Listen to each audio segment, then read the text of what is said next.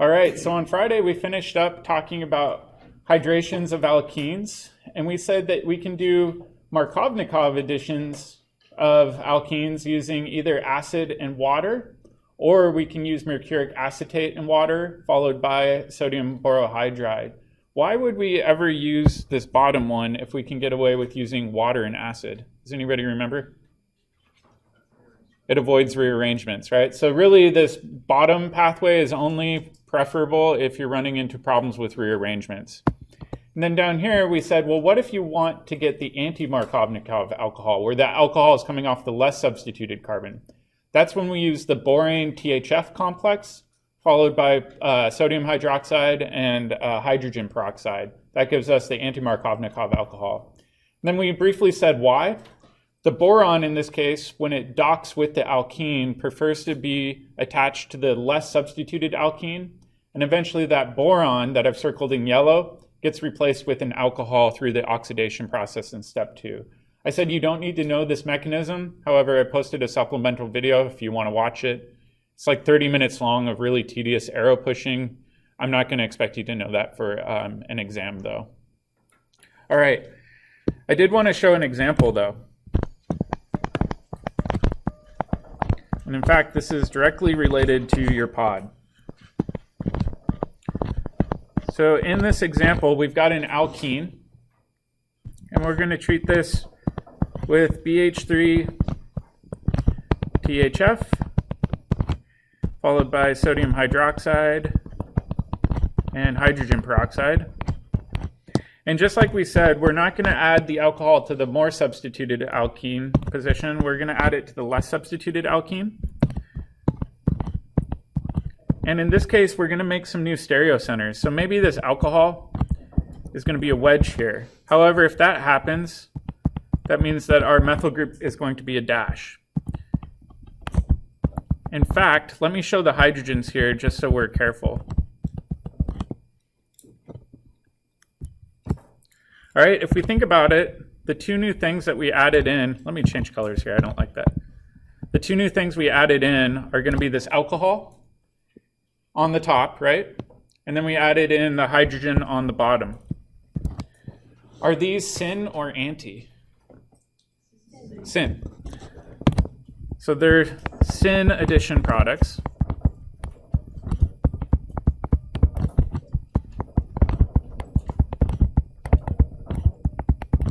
And then we can imagine our enantiomer is just going to be the opposite of this. So maybe instead of the alcohol coming off a wedge, maybe that alcohol is coming off a dash on the top, which means that the corresponding hydrogen that's added in must also be a dash. So this helps explain the stereochemistry of these products too. So not only do we have to remember whether or not the reaction is Markovnikov or anti-Markovnikov, but we also need to remember that with hydroboration oxidation, the two things that you're adding in, the hydrogen and the alcohol, are going to be syn to one another, meaning they're both going to be wedges or they're both going to be dashes. Does that make sense? All right. I'll show you another trick too. This one's one a student shared with me the other day. Whoops. Or last year, I think. The trick was if you see peroxides,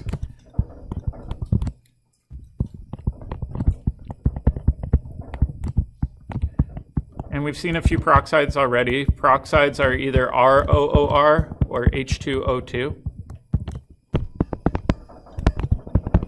Then the reaction is likely anti-Markovnikov. So up here, we saw peroxides. That's a big clue that we're going to get anti-Markovnikov addition. What's the other example where we get anti-Markovnikov? Not rearrangements. What about with HBr? So let's do the same thing over here with HBr. Oops, that should be a little r. Let's say I want to get my bromine installed on the less substituted side. Can I just do it with HBr? Yeah, then we need ROOR. So this is another example where peroxides will give you the anti-Markovnikov product. Make sense? So watch out for that. Sometimes these simple tricks can make your life a little bit easier. All right, let's do another variation. Luckily, this one is similar to what we've seen before. This is called the Halohydrin reaction.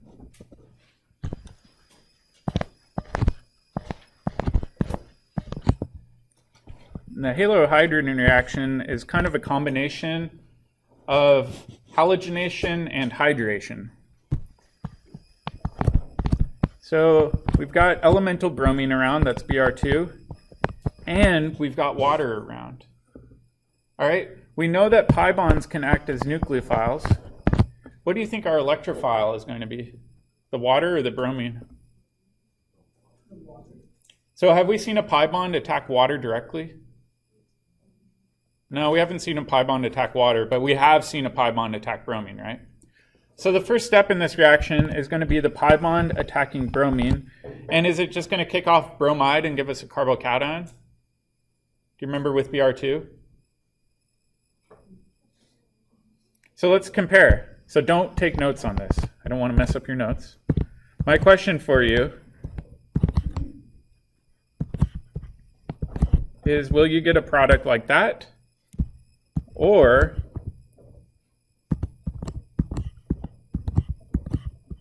will you get a product like this? Who remembers? Second one, why? Yeah, we know that bromine is more stable having the positive charge than the carbocation otherwise would be, and we know from experimental data that we get the bromonium ion.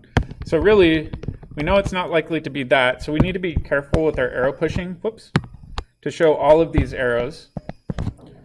And we're going to get this bromonium ion intermediate.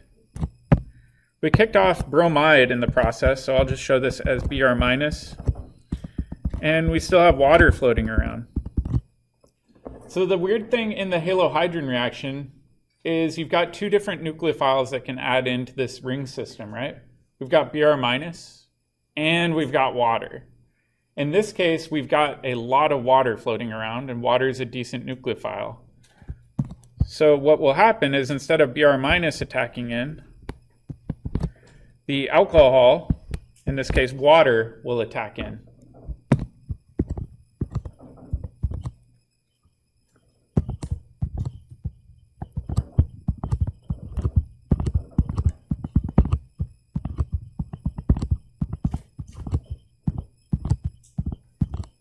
Does that make sense so far? What do you think the last step's going to be? Deprotonation. All right, so maybe we've got some additional water floating around. This additional water could deprotonate the water that previously added in.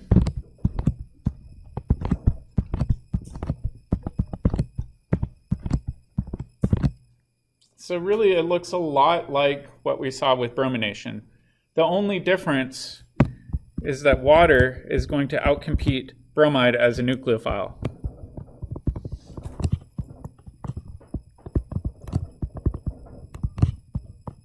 Let me slide this over. So water or another alcohol outcompetes, can't spell today.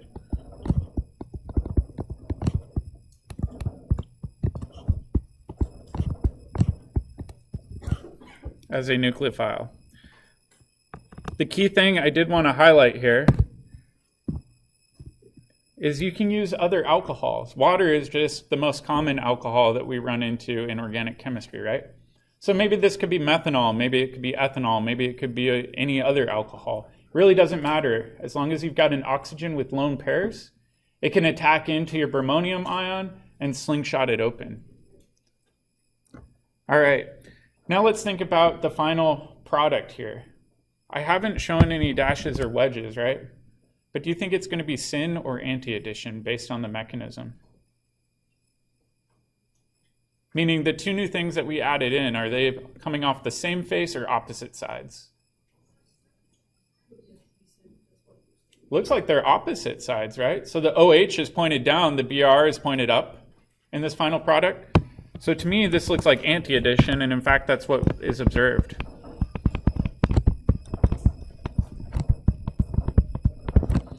Why do you think we don't get any syn addition? Let's look at the mechanism. Why is it that when the alcohol adds, it's always attacking on the bottom side of the Br minus, or the Br? Yeah, and if we think about it, right, when that alcohol attacks in to that Br complex, sorry, the bromonium ion right here, it's doing kind of like an SN2 style attack, which always requires a backside attack, right? So it's always going to be anti due to this mechanism. And that's what we see. All right, so now we need to talk about this in a little bit more detail.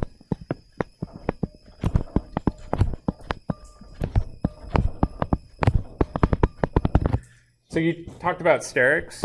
This is going to play a role too. However, there's more going on than just sterics.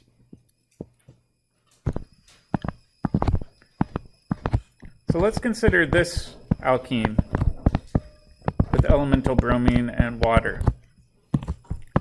So just like we saw previously, the alkene will react with elemental bromine.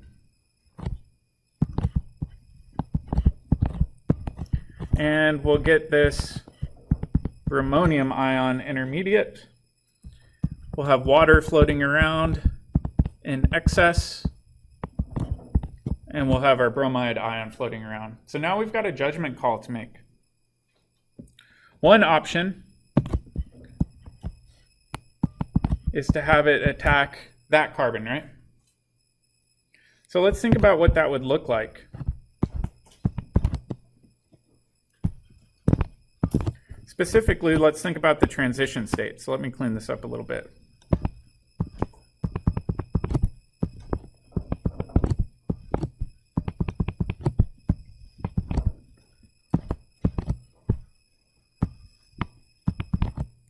Oops.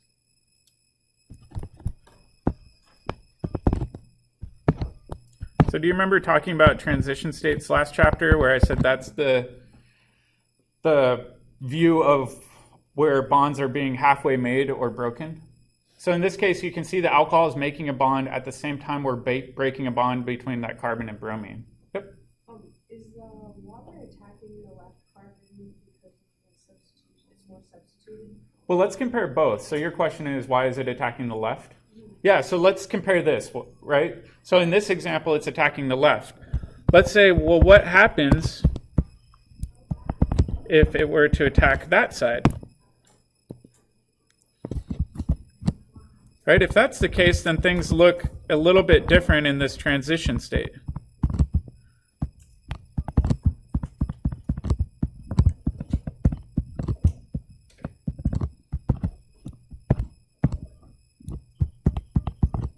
All right, so now the question is, which pathway is more favorable and why? There's two arguments you could make. Oftentimes I hear students say, well, this pathway is going to be a lot less favorable because sterically it's a lot harder for that alcohol to get into that carbon, right? There's two methyl groups coming off of that carbon. So that's one argument. Does anybody have another argument that's different than sterics?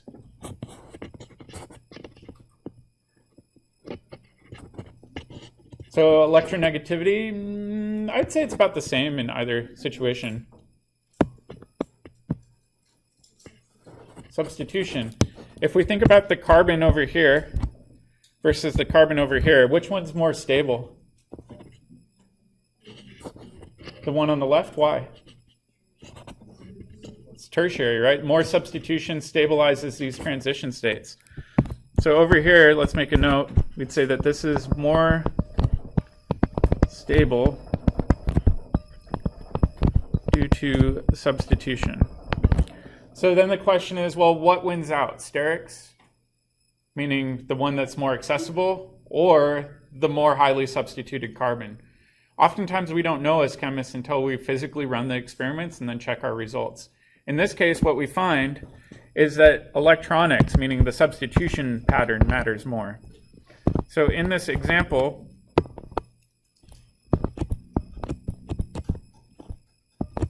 let me actually scoot this up more. in this example, experimentally, we know that the alcohol prefers to attack the more substituted carbon.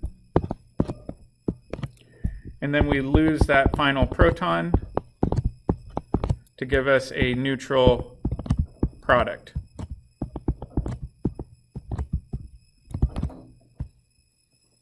All right, so let's make a note.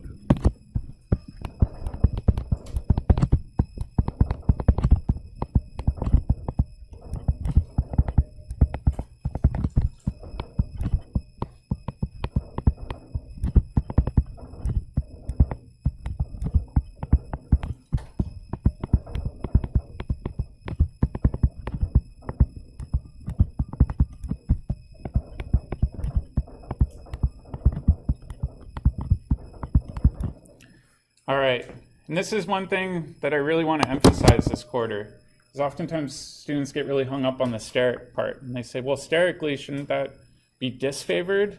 And I say, it doesn't matter what we think, all that matters is what we see from the experiment, right? And based on what we see from the experiment, the best rationale we have is due to the substitution pattern stabilizing that carbon in the transition state. So it is a little bit weird to think about this competing interest, right? We've got sterics saying one thing, electronics saying another. Ultimately, we know from the experimental products that electronics is winning. In other reactions, sterics wins. It just depends on the specific reaction we're looking at. Does that make sense? All right. Do you want to try a practice problem of this? All right.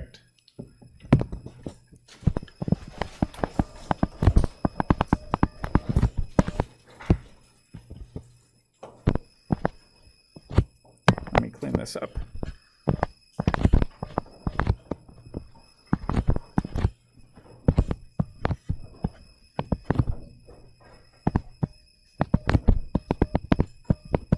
All right, let's predict what our products would look like for this reaction. Let's try to include stereochemistry too.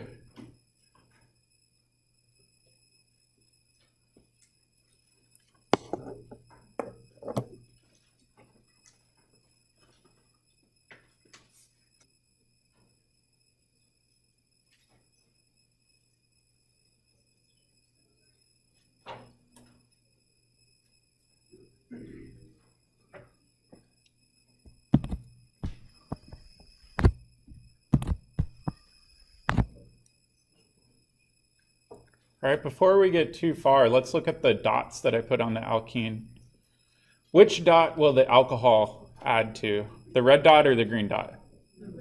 The red one, right? We said experimentally we know the alcohol prefers to add the more substituted carbon, which means that the bromine must be on the green dot, right? In terms of their stereochemistry, is it going to be syn or anti-addition? Anti-addition. So let's kind of imagine this.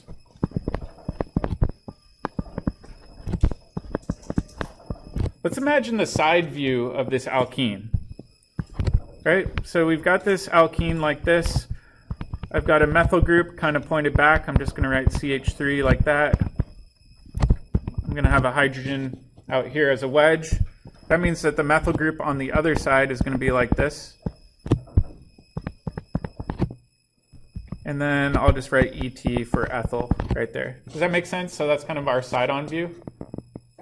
Okay, now let's just predict what our products would look like without having to go through the entire mechanism, right?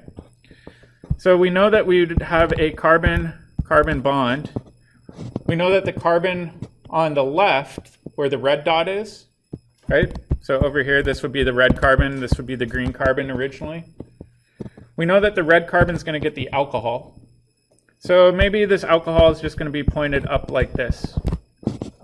What about these other groups over here? Where will they be? Yeah, kind of pointed down on the bottom, right? So then we can say, all right, that means that this would be an ethyl group here.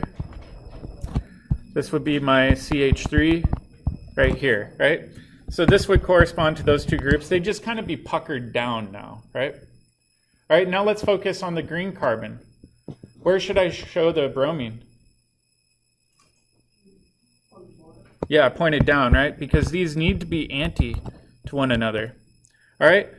which means we still have to consider these groups over here. Where would they be?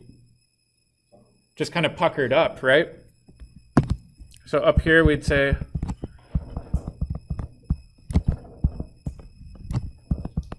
and there we go. So we would get this product as a product. Really, the groups that were on the alkene, one side's going to get puckered down, the other side's going to get puckered up. Does that make sense? Is this going to be the only product? Why not?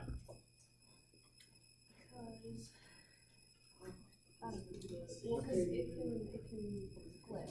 Well, let's think about it, right? I arbitrarily said over here that these need to be anti to one another, right? So I said the alcohol is going to be pointed up. I could have had it pointed down, right?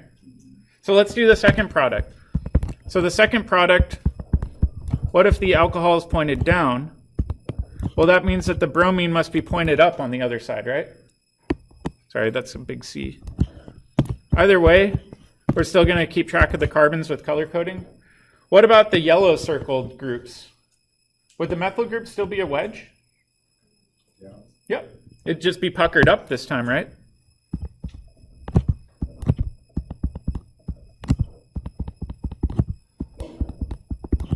So you see how we didn't really change the wedges and dashes from the side-on view? All right, let's do the same thing with the green one. All right, on the green one, will the methyl group be a wedge or a dash? It'll still be a dash, right? Oops.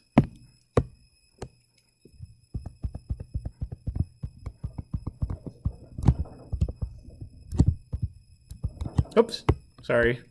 That should be a hydrogen. There we go. So now these groups are still the same as they were on the side-on view, but we've got those down here. All right, what's the relationship between these two products and enantiomers? If you want, you can even go through and try to draw the full mechanism for this too, just as additional practice. Sometimes if you go through the textbook, his way of showing mechanisms too will help clarify it. So I would encourage you to try to read through this section on the textbook and see if it kind of helps things solidify in your brain a bit more. All right. My question is, which of these enantiomers do you think will be favored, or do you think we'll get an equal mixture?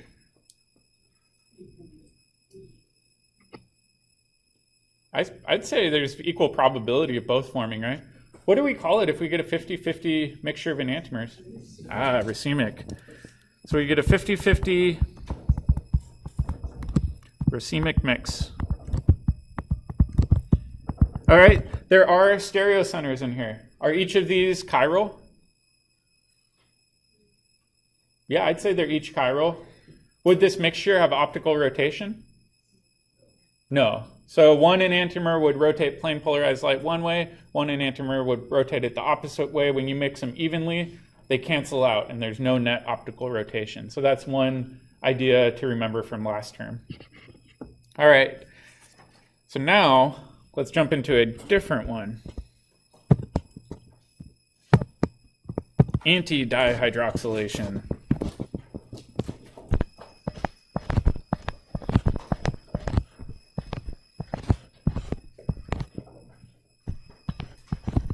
So I'll show you the reagents. It's kind of alphabet soup.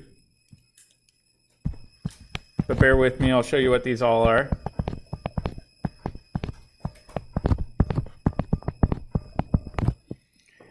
And you can imagine when I'm referring to something as anti, the two things being added are going to be on opposite faces. What do you think dihydroxylation means? Yeah, you're adding two alcohols. They must be anti to one another. So we can predict what the products would be for this, right? We would say, well, we're going to add an alcohol to one side. That's going to be opposite of the other. What about this methyl group over here? Where would that be? It'd be a dash on the top carbon, right? It's still there. So we would show that as a dash. All right. What else am I forgetting about, though? Just like we saw, I could have said that top alcohol was a dash, right? And then the bottom alcohol was a wedge. Again, we would get a 50-50 mix of enantiomers. So you would get two different products in this case. Does that make sense? The main thing to remember is with these reactions, you're going to get anti-addition of 2 different alcohols, not 1 alcohol across a double bond. All right, so now the question is, what is McPba?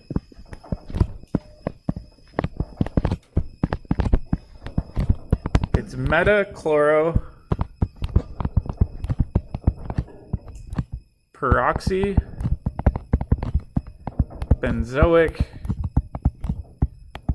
acid. So if you're looking to win at Scrabble, throw that down. People just call it McPba.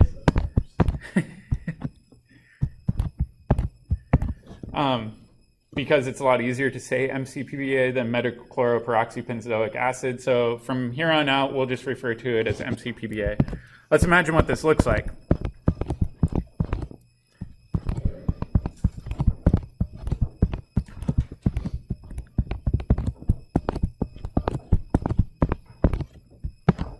So this is what the molecule looks like. A peroxide is any molecule that has this oxygen-oxygen single bond in it. So that's why it's a peroxybenzoic acid. And metachloro just refers to the position of the chlorine coming off of that benzene ring right there, right? So meta, we'll talk about later, basically is a 1,3 dye substitution pattern. All right, so this is a pretty cool reagent. Again, I'm not going to force you to memorize this whole mechanism.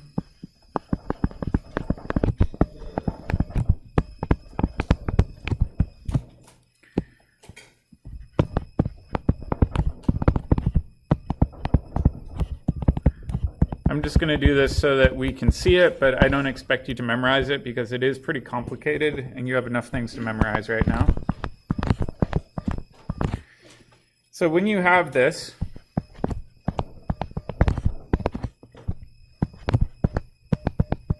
I'm just going to call the benzene ring our R group. So that R group is that benzene ring with the chlorine coming off of it. What happens is this pi bond will attack this oxygen. The oxygen will attack back into the pi bond. This bond in the peroxide will break because it's really, really weak. And then over here, this will form a new bond to the hydrogen because this is already a hydrogen bond right here. And then last but not least, this bond will break here. You might understand why I don't want you to memorize this, right? It's a lot to memorize. So instead, I'm just showing it to you to show you this really cool intermediate that we get out. But let's think about the transition state. So in the transition state, we're breaking this pi bond, right? So I'd show that as a dash. We're forming 2 bonds to the oxygen here.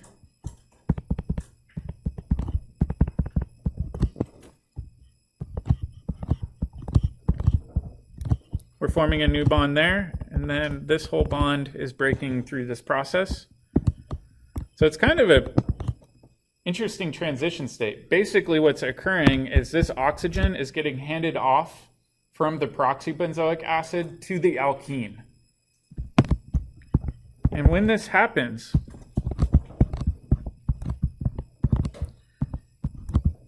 you get a 3-membered ring with oxygen in it.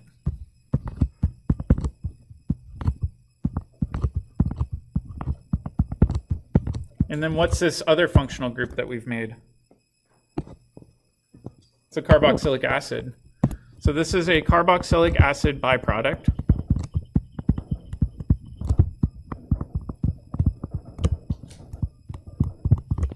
This new functional group over here is called an epoxide. Has anybody heard of epoxides before? Has anybody heard of epoxies before? Yeah, it's a common reagent found in glues. These are incredibly unstable. As soon as they find a nucleophile to react with, it'll ring open, kind of like we've seen with bromides that form bromonium ions. And so you can actually use this to make big, long polymers. All right, so McPba was the very first step. So after we react this with McPba, we get our epoxide. However, in the next step, what we do is we treat this with an acid. We know acid-base chemistry is really, really fast. So in the next step, what we can do is we can actually protonate the epoxide.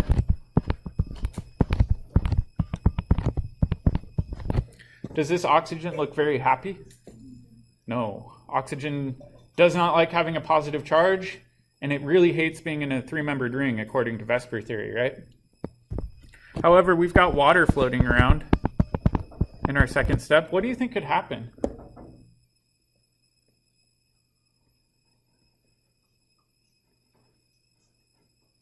Let's think about when we have Br plus in that three-membered ring. What happened? Yeah, water can attack one of those carbons.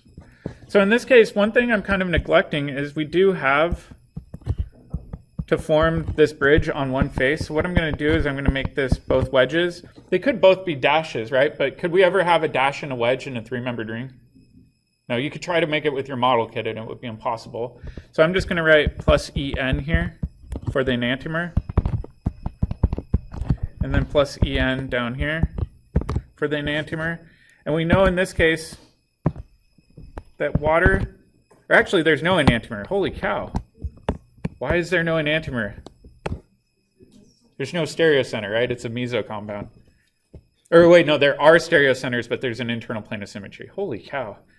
2 weeks off just throws everyone for a loop. All right, so then we can slingshot this open.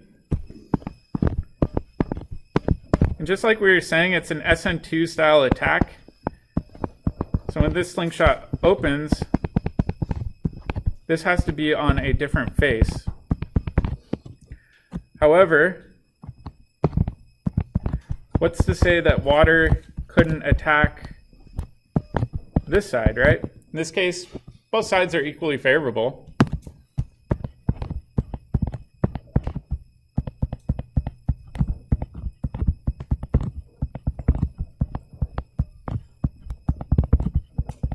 Here's my positive charges I emitted.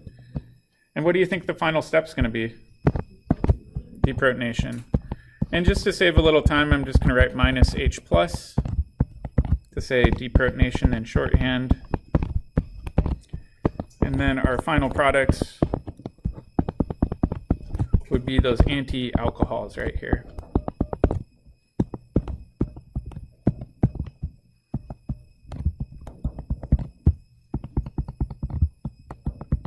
Does that make sense? So it looks a lot like the bromonium ion, where we had bromine in the three-membered ring. It looks a lot like when we had mercury in a three-membered ring. All you need is some nucleophile to hit one of the carbons in the three-membered ring, and it kind of slingshots it open like a mousetrap releasing. All right. In this case, like I said, we would get a 50-50 mixture of enantiomers. All right, there's one last one I did want to hit today. Syn Dihydroxylation. Good news is this is another one where I don't want you to memorize the mechanism.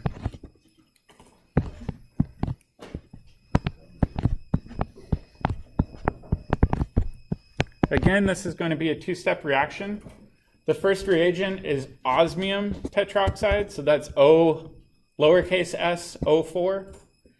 And then step 2 is sodium bisulfite, which is NaHSO3, and water. And you can imagine what this product would look like, right? If it's Syn dihydroxylation, what does that tell you about the stereochemistry? They'd both be wedges or both be dashes, right? Which in this specific example, do we need to worry about drawing both of these? What's the relationship between these two compounds? They're identical, right? It's a meso compound, so you don't need to worry about enantiomers with meso compounds. So I'll just erase this. However, if we did have other stereocenters, we would want to show both products, right? But in this case, there's only one product. So this is kind of neat. I will say, this is one of the reagents I'm really uncomfortable working with. So what osmium does is it will react with any double bond that it can find. The rods and cones inside of your eyes also have double bonds. And osmium tetroxide is somewhat volatile. So what happens if you're not careful, you work with it, you get some of the vapor in your eyes and it will permanently blind you. You have to be incredibly careful with working with osmium tetroxide. Oftentimes they have systems where they use it catalytically So our textbook, they show it as a stoichiometric reagent, but there's methods to actually make it into a catalyst so that you use just the smallest amount possible to avoid any accidental overexposure to your chemist. But very, very dangerous reagent. You could go blind. All right, now that I've scared you, let's do this one. This one's another fun reagent.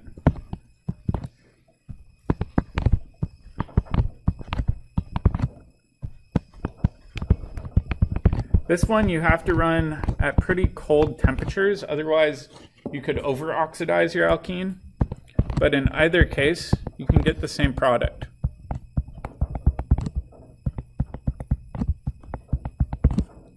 If you accidentally run this hot, I'll just show you what happens.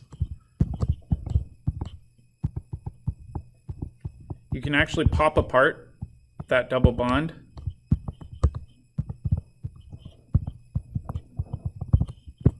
And go all the way to the carboxylate. Oops, sorry, this should be a negative charge.